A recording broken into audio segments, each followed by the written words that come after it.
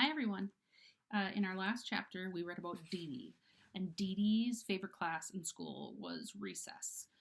When it was time for recess, she would jump really far, skipping a lot of stairs. She would cut across the grass, even though both of those things were not allowed. There were signs saying you shouldn't do it, but she was so eager to get down to recess that she would not really follow the rules. But every time she went down, she wanted to get a green or a red ball. But since Dee Dee was on the top classroom at Wayside School, the kids who went to recess that were in class on the lower levels would get down there first and get all the good balls. So Dee Dee always got the yellow ball, which wasn't a very good one.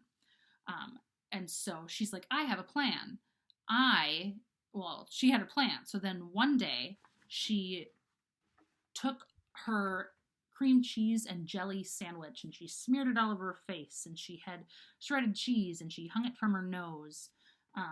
And one of her classmates said, Mrs. Jules, there's a dead rat in the classroom. Apparently, when she had all that on her face, she looked like a dead rat, which is kind of goofy, but that's kind of what this book is.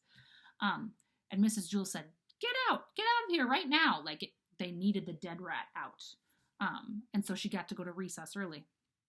And she got down there and was so excited. She got one of the green balls. She was so glad that she beat everyone down to recess and got one of the good balls. And she was talking to Lewis, and she's saying, do you like me? And he said, of course I like you.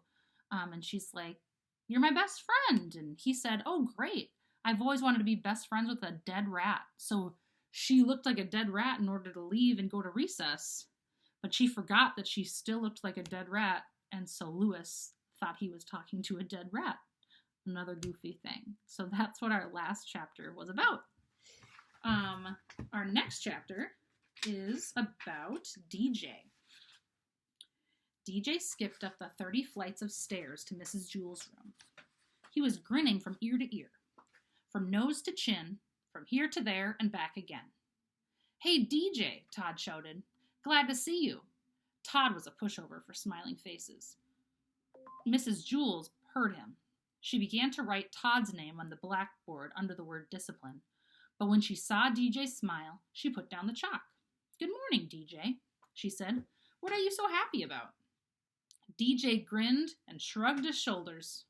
Mrs. Jules smiled.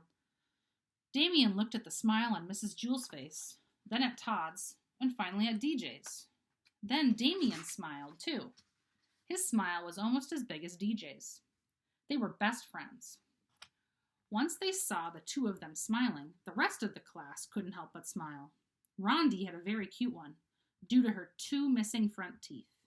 Nobody had an ugly smile. Jason came to school late. He was very upset. But the first thing he saw was Damien's smile, and he felt a little bit better. Then he saw Rondi's toothless grin, and he began to smile a little himself. But when he saw the piano on DJ's face, he fell, laughing, onto the floor. Everybody started to laugh, even Kathy, and she hardly ever laughed, except when someone hurt himself. The whole room seemed to be laughing, not just the people in it. The blackboard chuckled, the ceiling snickered, the desks were jumping up and down, and the chairs were slapping one another on the back. The floor was very ticklish. It laughed until the walls turned purple. The waste paper basket, which is the garbage can, started to sing, and all the pencils stood up and danced. Finally, things began to settle down. Mrs. Jules wiped her eyes and said, DJ, why don't you tell the class why you are so happy? At least let us know what we are laughing about. But DJ just kept on smiling. Aw, come on, DJ, said Dee Dee. Tell us. DJ didn't say a word. He couldn't. His mouth was stretched out of shape. Let us guess, said Ron. If we guess right, will you tell us? DJ nodded his head. His smile began to hurt his ears. Everyone took one guess. Have you been swimming? Is it your birthday? Are you in love? Did you get a green ball? Nobody guessed right. At recess, DJ was still smiling. Lewis, the art teacher, called, Hey, DJ, come here. They walked to the far corner of the playground where they were alone. "What's up, DJ?" Lewis asked. DJ just smiled. "Come on, DJ, you can tell me. Why are you so happy?" DJ looked up at him. He said, "You need a reason to be sad. You don't need a reason to be happy." And that is the end of our chapter about DJ. In our next chapter, we're going to be reading about John.